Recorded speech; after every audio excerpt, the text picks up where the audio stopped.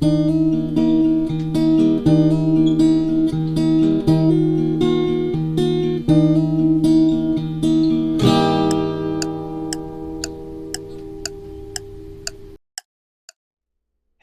I'm Andrew with 10 Minute Therapy, and in today's video, we're actually going to continue on the track that we were on last time, discussing some pieces and components of anxiety. And more specifically, what we're going to look at today is the fact that anxiety, though we often assume has to do with a desire for safety, actually is about a desire for certainty.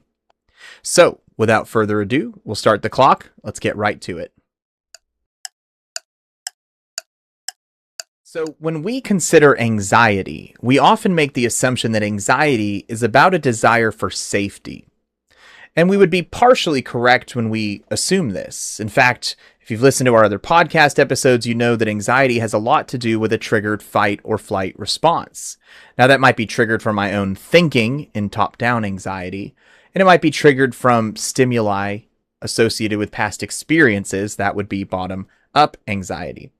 And since we're discussing something called a fight or flight response that is designed to trigger and keep us safe, we therefore presume that anxiety is always about safety and a need for safety.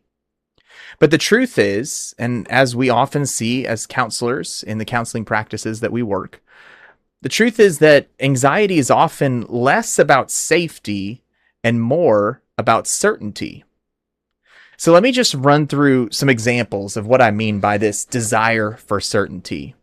Anxious thinking might sound like, did I turn off the oven? Did I lock the door? How do I know my spouse isn't cheating on me? That my boyfriend or girlfriend isn't secretly texting somebody else when I see them pick up their phone and I don't know what's on it? How do I know that symptom that I have isn't cancer? What if it's something terrible? Now, in all these examples, there's a common thread that's running through them, and that thread is not necessarily about my safety. It's masked as safety. Is the door locked? Sounds like a safety issue. Is the oven turned off when I leave the house? Sounds like a safety issue. I don't want the house to burn down. Is my spouse cheating on me? Sounds like a safety concern because I want to be emotionally and mentally safe in this relationship. Is that symptom I have, is that cancer? Well, that sounds like a safety concern. We're talking about physical health. But here's the deal. None of these are actually about safety so much as they are about certainty. The trick that anxiety pulls on us, that trick is played by convincing us that what we're doing is chasing after safety. So I go and check the door and see that it's locked. Okay, all's good. But how long does that certainty last? I've seen it, I've touched it, I've examined it. Door's locked, oven's off. I went through my spouse's phone. They're not cheating on me. I went to the doctor. That symptom wasn't cancer. I've taken the actionable step to ensure that I am safe. But how much certainty do I gain from that? How long does that certainty last? Does it last for minutes or hours? Maybe it's days. Maybe I get a few days of peace before that anxious thought comes back. Or maybe it's weeks if I'm lucky. But at the end of the day, the trick that this anxiety pulls on us is convincing us that we're seeking safety when what we're really chasing after is certainty, but that certainty doesn't last. So if anxiety masks itself as a desire for safety, but in reality, it's a lie that is me attempting to have certainty, then I have to acknowledge that when I participate in this anxious type of thinking and functioning, I'm falling for a trap that at the end of the day, I can't ever really be certain. Now, here's one of the most dangerous things that can come out of this, is that I have this uncertainty, this fear, this worry that my spouse is cheating on me, that my boyfriend or girlfriend is being unfaithful. And maybe that builds inside of me into a point that asking them isn't enough. And they start to get frustrated the more I ask them for certainty. And so eventually I take matters into my own hands and I go through their phone. I violate their trust. I go through their emails, their text messages, their Facebook and Instagram messaging and DMs and all the things I can think of, and I find no evidence of cheating, no evidence of infidelity. Now I have a little bit of certainty. Maybe it was in my head. Maybe they weren't being unfaithful. But how long does that certainty last? Do I really have certainty? Because how many hours or days is it before the thought crosses my mind, well, what if I just didn't see the message? What if they deleted it? I need to go through their phone again. I need to go back through it. In fact, I need to do it regularly. You see, the danger that creates here is actually where we see the formation of what we call obsessive compulsive disorder. That anxious thinking turns into compulsive acting. Obsessive thinking turns into compulsive acting, and these two things form OCD. Now, I'm not saying everyone who wrestles with anxiety has OCD. That's far from the truth, and of course not what we're trying to say here.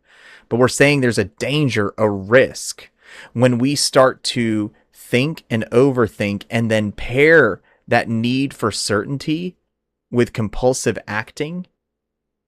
Because what we find is no amount of checking can ever bring me certainty. No amount of checking the door, checking the oven, going to the doctor, or checking through my spouse's phone is ever going to give me certainty. And what we have to accept is that the trap is convincing ourselves that if we had certainty, we would be less anxious. But the truth is that certainty doesn't last. That at the end. So what do we do with this information?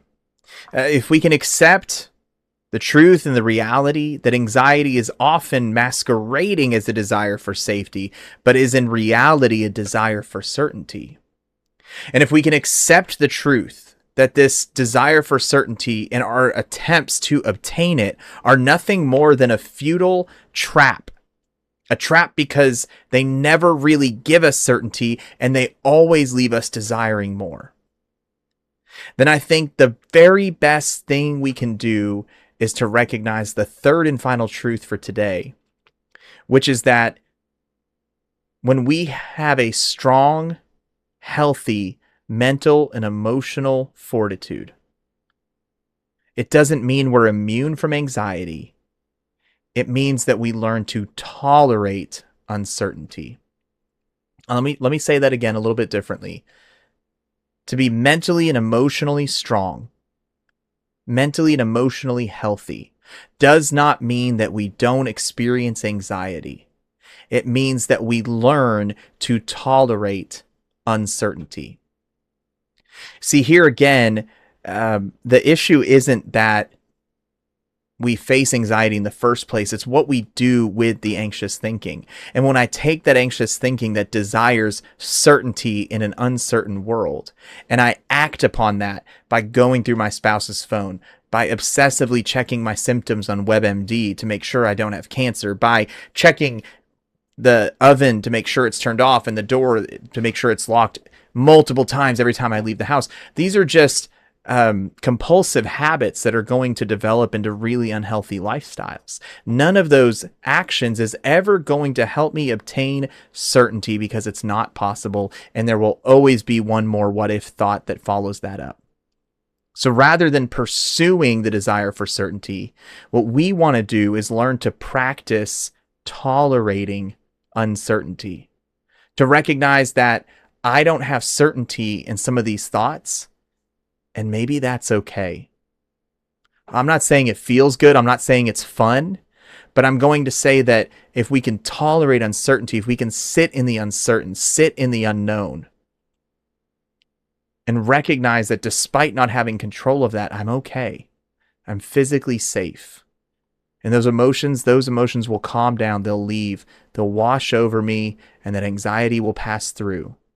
When we can learn to tolerate uncertainty, we can develop strong mental and emotional faculties. Let's close out today with some practical application. How do we take this video, this information today, and just apply it into our lives? Number one, let's remember that anxiety often is not actually directing us towards a need for safety, but a need for certainty.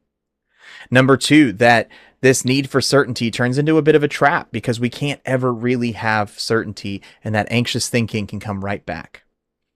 And number three, that being healthy mentally and emotionally doesn't mean that I have certainty, and it certainly does not mean that I don't have anxiety. All human beings experience anxiety. What it means is that I can sit in and learn to tolerate the uncertainty. So, practical application is let's sit with those three truths.